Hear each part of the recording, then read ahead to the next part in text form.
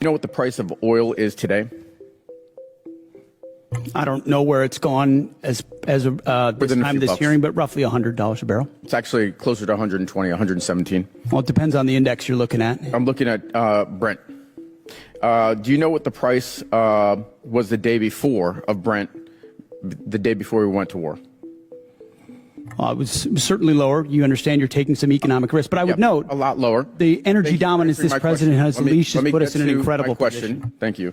So it's $72, and so now we have a 62% increase. By the way, the department obviously will be paying those extra fuel costs. That's going to be not insignificant, but so will the American people. Now, at its narrowest point, how wide is the Strait of Hormuz? I think it's about 12 miles, but I'd have to check. It's 24 miles, but 12 miles is actually the relevant number because that's the navigable channel. That's the international water navigable channel point. And do you know how many barrels of oil transited the Strait of Hormuz each day before the war started?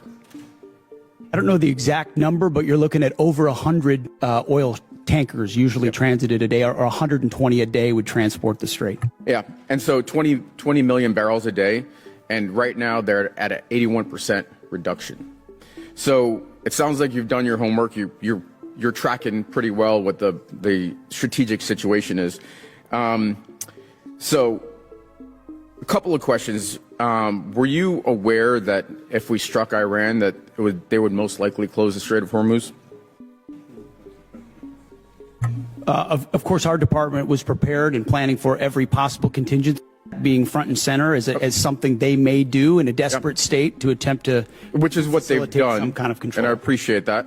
And earlier you told Mr. Moulton that this department has looked at all aspects of the risk, and that the president got every possible perspective. And then recently you just said that the president did understand the risks and had the courage to undertake the endeavor nonetheless, and that's leadership, or words to that effect, pretty close. And so I just want to kind of give you the state of play right now. It's been 2 months of war. We have hopes for a resolution, but the war continues, really. Iran has closed the strait, and we've now gone in and blockaded their ports.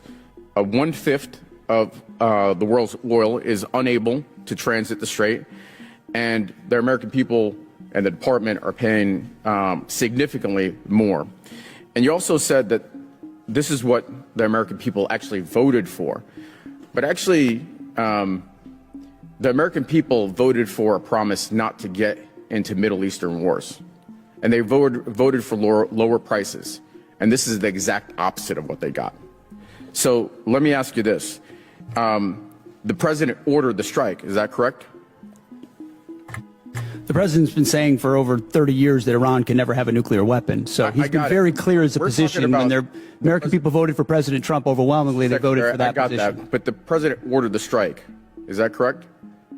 Which strike are you referring to? The strike on Iran, the war that we're in. Oh, of course. I mean, he's the commander-in-chief. He's made the calls. It sounds like you're blaming Daddy for the mess we're in, and I don't think he's going to be particularly happy with you. I see what you're trying to do. There's no daylight in this administration on this campaign, and I'm happy to stand shoulder to shoulder with this administration. Reclaiming my time.